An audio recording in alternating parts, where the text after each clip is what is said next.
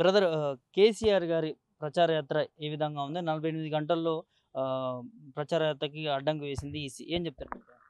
48 గంటలు ఈసీ దీని మీద ఇచ్చింది అనంటే, ఇప్పుడు ప్రజలకు కన్ఫర్మ్ అయిపోయింది ఒకటి. ఏమనంటే 2 జాతీయ పార్టీలు ఇవాళ ఒక ప్రాంతీయ పార్టీ అయిన బీఆర్ఎస్ పార్టీని అడ్డుకోవడానికి వస్తున్న ఆదరణను సహించలేక ఇవాళ 2 పార్టీలు ఒక లోబాయికారి ఒప్పందం చేసుకున్నారనేది కుండబద్దలు కొట్టినట్టు ఇవాళ తెలంగాణ ప్రజలకు అర్థమైపోయింది.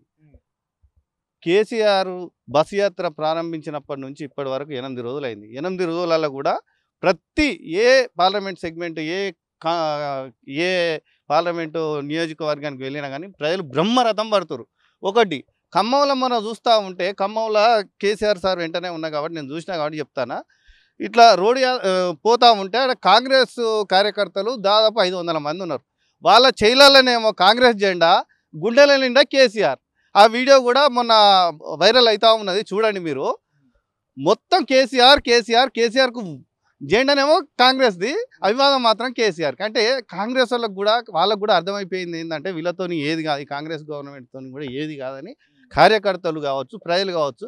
ఈ గడిచిన 3 నెలల వాళ్ళ పరిపాలనలో నీటి కొరత, నీళ్లు లేక ఒక్కొక్క పంటలు ఎండిపోయి రైతులు గోసపడుకుంటా ఆత్మహత్యలు చేసుకుంటా ఉన్నారు. ఇవాళ కరెంటు కొరత, 24 గంటలు కరెంట్ ఇచ్చిన కేసీఆర్ను ఇవాళ కరెంటు లేక ప్రజలు ఇబ్బంది పడుతూ ఉన్నారు. ఇవన్నీ మార్పులు జరుగుతూ ఉన్నాయి కాబట్టి చేంజ్ అయింది జనాలలో. మార్పు వచ్చేసింది. ఇమీడియట్గా కాంగ్రెస్ కాపాడుకోలేకపోయింది. అదేవిధంగా ఇవాళ బీజేపీ వాళ్ళు ఎన్నో మాటలు మాట్లాడతారు.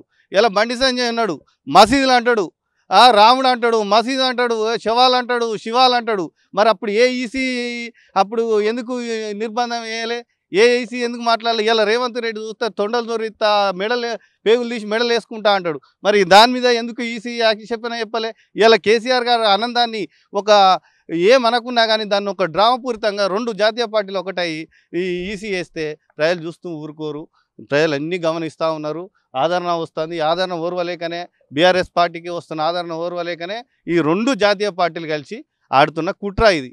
బీఆర్ఎస్ పార్టీకి గెలవద్దని, అంటే దెబ్బతీయాలనే అంశం కనిపిస్తాం. అవును. ఇవాళ భారత పార్లమెంట్లో ఇవాళ బలం లేకుండా చేయాలి, గలం లేకుండా చేయాలి, తెలంగాణ ఉనికి లేకుండా చేయాలనే ఉద్దేశంతోనే ఇవాళ 2 జాతీయ పార్టీలు కూడా తెలంగాణ అంశం రాకుండా ఈ తెలంగాణ నుంచి ప్రశ్నించే గొంతు ఉంటుందని లోబాయికారి ఒప్పందం చేసుకొని ఇలా బీఆర్ఎస్ పార్టీని దెబ్బేసే కుట్రలో భాగంగానే ఈ ఈసీలు కానీ ఇవన్నీ కానీ ఈ నోటీసులు ఇచ్చుడు కానీ ఈ 48 గంటల నిషేధం కానీ విధించారు.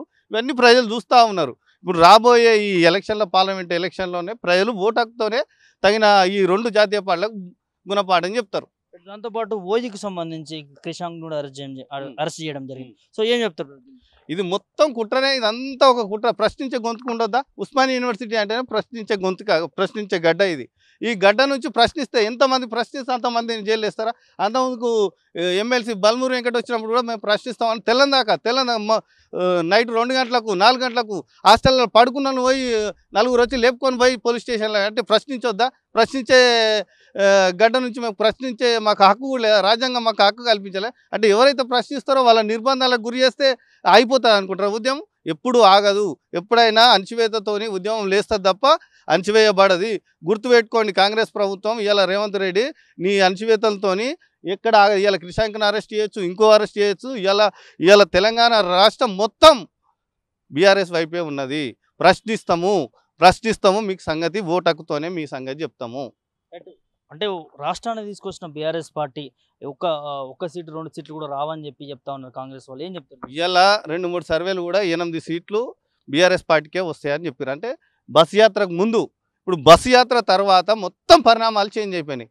ఆ 8 నుంచి 12 సీట్లకు పెరిగినాయి. ఇప్పుడు మీరు తాజా సర్వేలు చూసుకోండి, ఇంకా ప్రజలలో కూడా మీరు వెళ్ళి రిపోర్ట్ తీయండి. ఇప్పుడు బీఆర్ఎస్ పార్టీకే మొగ్గు చూపుతున్నారు. బీఆర్ఎస్ పార్టీ వస్తుంది. 12 సీట్లకు ఇంకెక్కువనే వస్తాయి.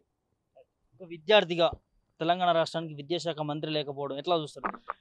వచ్చి ఇవాళకి 3 నెలలు అయిపోయి 4వ నెలలు నడుస్తూ ఉంది కాంగ్రెస్ పాలన. ఇంతవరకు విద్యాశాఖ మంత్రి నియమించకపోవడం అనేది సిగ్గుచేటు. నేను ఒక విద్యార్థి నాయకునిగా నేను బాధపడతా ఉన్నా. ఈ ప్రభుత్వాన్ని ప్రశ్నిస్తూ ఉన్నా. నువ్వు ఫస్ట్ విద్యాశాఖ మంత్రిని నియమించు, తర్వాత వీళ్ళున్న సమస్యలన్నీ నెరవేర్చు. అది ఇచ్చిపెట్టి నువ్వు ఇంతవరకు విద్యాశాఖ మంత్రిని నియమించకుండా అపోహలు ప్రశ్నించే వారిని అణచివేసకు గురేసి నిర్బంధాలకు చేస్తే మాత్రం బాగుండదు. రేవంత్ రెడ్డి, ఇది నీకు కరెక్ట్ కాదు, ఖబర్దార్.